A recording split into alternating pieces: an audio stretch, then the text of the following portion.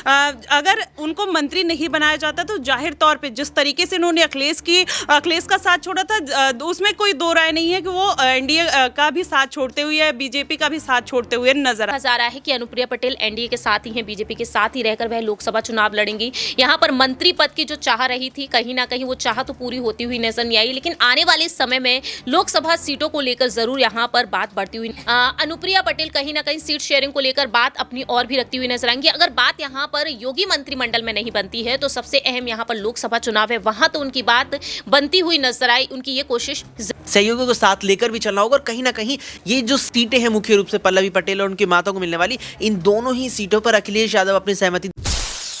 नमस्कार, मैं नाज़मीन खान और आप देख रहे हैं SPN 9 न्यूज। आप सभी का बहुत बहुत स्वागत है मेरे खास प्रोग्राम बात सच की में।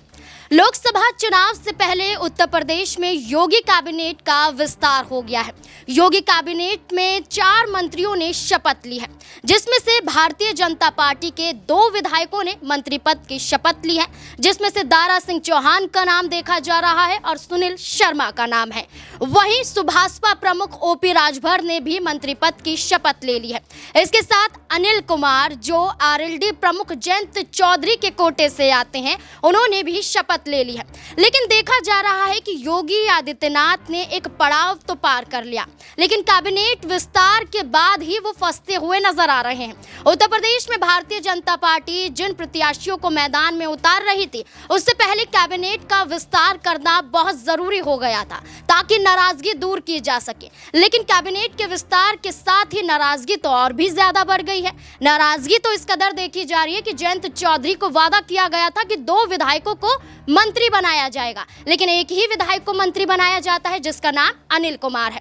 उसके बाद आप ये देखिए कि अपना दल कमेरावादी सोनेलाल की बात करें तो यहाँ पर अनुप्रिया पटेल ने मांग की थी कि कैबिनेट में उनके एक विधायक को जगह दी जाए, उनके एक विधायक को भी मंत्री बनाया जाए, लेकिन क्या देखा जाता है कि उनके विधायक को जगह नहीं दी गई। तो क्या अनुप्रिया पटेल, जो अभी यहाँ पर मांग कर रही थी लोकसभा चुनाव से पहले कैबिनेट में मंत्री बनाए जाने को लेकर, क्या अब वो यहाँ पर नाराजगी साफ तौर पर जाहिर कर सकती हैं? वहीं सुभाषपा प्रमुख OP राजभर की बात करें तो वो बार बार अड़े हुए थे कि मंत्री बनकर रहेंगे और मंत्री बन भी जाते हैं, सपना पूरा हो जाता है मंत्री बनने का। खुद मीडिया के सामने कहते हुए नजर आते हैं कि आखिरकार मैं मंत्री बन गया। बार बार आप सवाल पूछते थे कि कब बनेंगे, आखिरकार वो चीज भी पूरी हो गई। लेकिन दूसरा पड़ाव अभी बाकी है। OP राजभर यहाँ पर सीटों की मांग करते हुए नजर आते हैं। सीटों की बात करें तो OP राजभर को उत्तर प्रदेश में चाहिए 3 सीटें, लेकिन भारतीय जनता पार्टी OP राजभर को 1 सीट देती हुई नजर आएगी। अब यही देखना होगा कि चलिए मंत्री तो बन गए, क्या सीटों को लेकर संतुष्ट नजर आएंगे या इसके बाद भी यहाँ पर बवाल मचता हुआ उत्तर प्रदेश में देखा जा सकता है। इससे जुड़े हुए तमाम सवाल यहाँ पर बनते हैं। न्यूज रूम में मौजूद है, सवालों के जवाब खंगालने की कोशिश करेंगे। माही मेरे साथ है, उससे जानने की कोशिश करेंगे कि OP राजभर अब क्या करते हुए नजर आएंगे। माही, पहले तो आपका बहुत बहुत स्वागत है।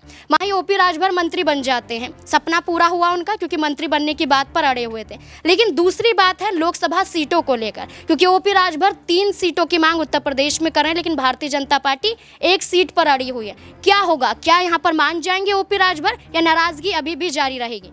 जिस तरीके से OP राजभर कुछ दिन पहले नाज़मीन बहुत ज़्यादा अड़े हुए थे मंत्री बनने को लेकर, उन्होंने लगातार इस बात का वो विरोध भी कर रहे थे कि उनको मंत्री नहीं बनाया जा रहा था और उन्होंने शपथ भी ले ली थी कि अगर उनको मंत्री नहीं बनाया तो वो होली नहीं खेलेंगे। तो जिस तरीके से वो इस बात को लेकर मुद्दा उठाते हुए नजर आ रहे थे, तो एनडीए गठबंधन के लिए कहीं ना कहीं ये बड़ा झटका माना जा रहा था कि अगर OP राजभर, क्योंकि OP राजभर भले ही उनका जो दायरा है वो काफ़ी छोटा है, लेकिन अगर वो चाहे तो किसी के भी राजनीतिक पॉलिटिक्स का वो समीकरण बिगाड़ते हुए नजर आ सकते हैं। उसी तरीके से कुछ दिन पहले उन्होंने अभी बोला, जब उनको मंत्री पद मिल गया तो उन्होंने बोला दाग अच्छे हैं। जिस तरीके से वो अखिलेश को छोड़कर आए, अब वो ये कहते हुए नजर आ रहे हैं कि दाग अच्छे हैं। तो ऐसे में कहीं ना कहीं उनको संतुष्टि थोड़ी मिली है, लेकिन जिस तरीके से वो 2-3 मंत्री पद की मांग कर रहे हैं, अगर उनको जिस तरीके से उन्होंने पहले से विद्रोह करना स्टार्ट किया था और लगातार अपनी बातों को रखते हुए नजर आ रहे थे, अब अगर उनको फिर से अगर वो चाहेंगे और फिर से वो जैसे अखिलेश यादव को छोड़ के गए। अगर वो मंत्री पद के लिए दबाव बनाना चाहेंगे तो बनाएंगे। जिस तरीके से उनको मंत्री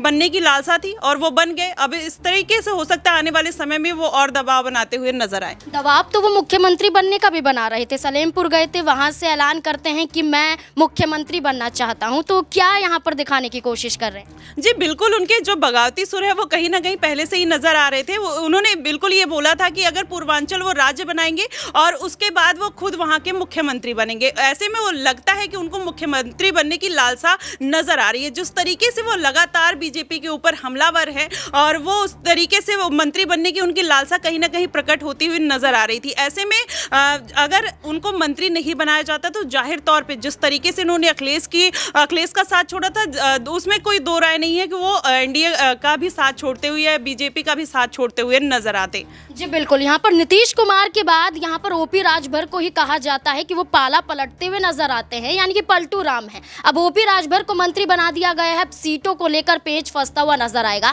लेकिन अनुप्रिया पटेल का क्या, जो वो मांग कर रही थी कैबिनेट में एक विधायक को मंत्री बनाने के लिए, भारतीय जनता पार्टी ने अपने कोटे से 2 विधायकों को मंत्री बना दिया, लेकिन अनुप्रिया पटेल को कहीं ना कहीं नजरअंदाज करते हुए नजर आए। क्या इसका खामियाजा अब योगी सरकार को भुगतना पड़ेगा? प्रांशी मेरे साथ मौजूद है, जानने की कोशिश करेंगे कि अब अनुप्रिया पटेल क्या बड़ा कदम उठाती हुई नजर आएंगी। प्रांशी, जैसे कि बात की गई थी कैबिनेट का विस्तार जब हो रहा था कि अनुप्रिया पटेल खुद मांग कर रही थी कि उनके एक विधायक को मंत्री बनाया जाए, लेकिन आपने देखा लिस्ट में 4 नाम शामिल थे, लेकिन अनुप्रिया पटेल के विधायक को मंत्री नहीं बनाएगा। क्या कदम उठाएंगी अब अनुप्रिया पटेल? देखिए, अनुप्रिया पटेल ने हाल ही में मुलाकात की थी आलाकमान से, अमित शाह से मुलाकात की, जेपी नड्डा से मुलाकात की, और यहाँ पर देखा जाए सीट को लेकर जिस तरीके से अब मांगे रखी जा रही हैं, दावे ये किए जा रहे हैं कि अनुप्रिया पटेल कहीं ना कहीं 2 सीटों को लेकर मांग रख सकती हैं, जिनमें से एक मिर्जापुर सीट पहले से ही उनके पास है, और दूसरी ही तरफ हमने देखा है कि पल्लवी पटेल भी 2 सीटों को लेकर मांग रख सकते हैं। तो अभी यहाँ पर देखा जा रहा है कि अनुप्रिया पटेल एनडीए के साथ ही हैं, बीजेपी के साथ ही रहकर वह लोकसभा चुनाव लड़ेंगी। यहाँ पर मंत्री पद की जो चाह रही थी, कहीं ना कहीं वो चाह तो पूरी होती हुई नजर नहीं आई, लेकिन आने वाले समय में लोकसभा सीटों को लेकर जरूर यहाँ पर बात बढ़ती हुई नजर आ सकती है, क्योंकि ना सिर्फ उत्तर प्रदेश में बल्कि बिहार की सियासत में भी बीजेपी अब यहाँ पर सीट शेयरिंग को लेकर जो फैसले लेती हुई नजर आ रही है, उसको लेकर सियासत काफी तेज हो रही है। तो ऐसे में यहाँ पर अब आने वाले समय में अनुप्रिया पटेल कहीं ना कहीं सीट शेयरिंग को लेकर बात अपनी और भी रखती हुई नजर आएंगी। अगर बात यहाँ पर योगी मंत्रिमंडल में नहीं बनती है तो सबसे अहम यहाँ पर लोकसभा चुनाव है, वहां तो उनकी बात बनती हुई नजर आई, उनकी ये कोशिश जरूर रहेगी। क्या यहाँ पर समाजवादी पार्टी प्रमुख अखिलेश यादव कोशिश करेंगे कि चलिए जयंत चौधरी तो चले गए, अनुप्रिया पटेल को इस तरफ लाने की कोशिश की जाए?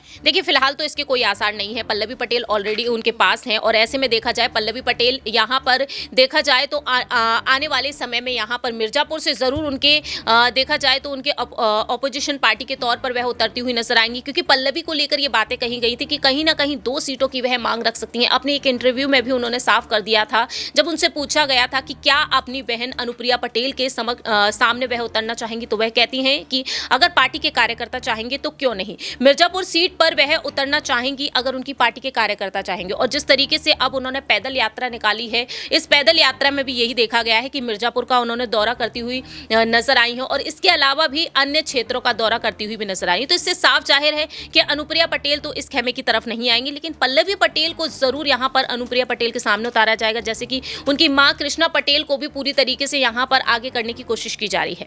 देखिए, बिल्कुल यहाँ पर उनकी मां का जिक्र किया जा रहा है, कृष्णा पटेल का। यहाँ पर पल्लवी पटेल मांग करती हैं कि कृष्णा पटेल को यहाँ पर लोकसभा सीट दी जाए। फूलपुर की बात की जाती है, फूलपुर से उन्हें उतारा जाए, लेकिन समाजवादी पार्टी को लेकर पेच फंसता हुआ नजर आ रहा है, क्योंकि समाजवादी पार्टी की तरफ से अखिलेश यादव ये कहते हैं कि समाजवादी पार्टी के सिंबल पर चुनाव लड़ना है। जैसे कि पल्लवी पटेल लड़ी थी, विधायक बन जाती हैं सिराथू से, तो वही मांग समाजवादी पार्टी लोकसभा चुनाव से पहले फिर करती हुई नजर आ रही है। यहाँ पर जानने की कोशिश करेंगे कि क्या पल्लवी पटेल और उनकी मां कृष्णा पटेल ये मांग समाजवादी पार्टी की मान जाती हैं या विद्रोह करती हुई यहाँ पर नजर आएंगे। अक्षय मेरे साथ मौजूद है, उनसे जानने की कोशिश करेंगे कि अब कैबिनेट का विस्तार हो गया है, समाजवादी पार्टी भी मौजूद है, भारतीय जनता पार्टी भी मौजूद है।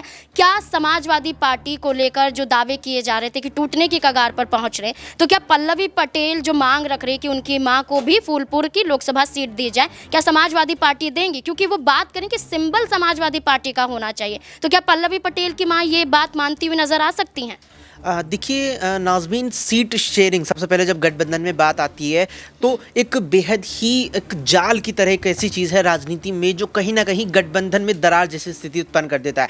सीट शेयरिंग पर जब राजनीतिक दल आगे बढ़ते हैं उसके बाद यहाँ पर चुनाव चिन्ह किस दल का होगा एक बहुत बड़ी चीज़ होती है। आप देखिए जिस तरीके से जयंत चौधरी हाल ही में एनडीए में शामिल हुए, इंडिया गठबंधन छोड़ के, तो इसमें मुख्य वजह ये चुनाव चिन्ह ही रहा, ये सिंबल ही रहा। जिक्र था 7 सीटों का, लगभग ये साफ हो गया था कि 7 सीटें जयंत चौधरी को दे दी हैं समाजवादी पार्टी ने इंडिया गठबंधन के तहत। और आप देखिए जब यहाँ एनडीए गठबंधन में जयंत चौधरी आए तो लगातार वो 3 से 4 सीटों की मांग यहाँ पर रख रहे थे। उनका यहाँ पर फोकस था कि मुजफ्फरनगर लोकसभा सीट को ना छोड़ा जाए, लेकिन वो उनके हाथ से निकल गए। बागपत बिजनौर पर सहमति दर्ज अब एनडीए के साथ उन्होंने कर ली। लेकिन जो 7 सीटें थी उन 7 सीटों में जिक्र था करीब 4 सीटें ऐसी थी जो समाजवादी पार्टी ने जयंत चौधरी को दी, जिन पर प्रत्याशी इनके होंगे लेकिन चुनाव चिन्ह यहाँ पर सपा का होगा, जिसमें बाकी की शेष सीटें थी जिसमें प्रत्याशी सपा के होंगे लेकिन चुनाव चिन्ह रालोद का होगा। यहाँ कुल मिलाकर के उनकी बात बिगड़ गई। अब वही चीज़ यहाँ पर पल्लवी पटेल के साथ नजर आ रही है।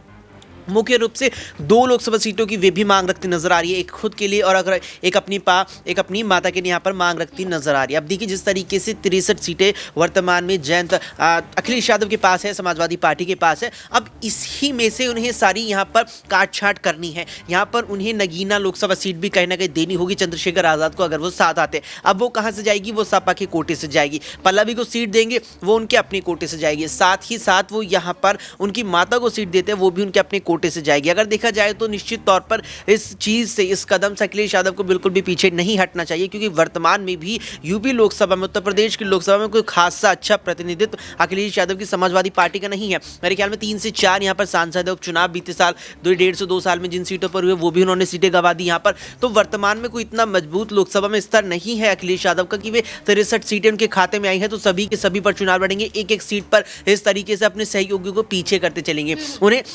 सहयोगियों को साथ लेकर भी चलना होगा और कहीं ना कहीं ये जो सीटें हैं मुख्य रूप से पल्लवी पटेल और उनकी माता को मिलने वाली, इन दोनों ही सीटों पर अखिलेश यादव अपनी सहमति दर्ज कर भी सकते हैं। बिल्कुल, यहाँ पर समाजवादी पार्टी की बात करें उन्हें सबको साथ लेकर चलना पड़ेगा, और वैसे ही भारतीय जनता पार्टी की बात करें उन्हें भी सबको लेकर चलना पड़ेगा। अब देखना होगा कि अनुप्रिया पटेल जो मांग यहाँ पर कर रही थी, अनुप्रिया पटेल कैबिनेट में अपने एक विधायक को लेकर दावा कर रही थी कि उन्हें जगह दी जाए, नहीं दी गई। अब सीटों की बात है, 2 सीटों की बात की जा रही है, मिर्जापुर जो खुद से सांसद है वहां से वो, और एक सोनभद्र की बात की जा रही है, ये सीट भी है। अब देखना होगा भारतीय जनता पार्टी ये सीटें अनुप्रिया पटेल को देती हुई नजर आती हैं या यहां पर भी अनुप्रिया पटेल को नाराज कर देंगे, और उसके बाद क्या अनुप्रिया पटेल कोई बड़ा कदम उठाती हुई नजर आएंगी? क्या लगता है आपको? कमेंट सेक्शन में जरूर बताएं। देखते रहें SPN9 न्यूज़। धन्यवाद।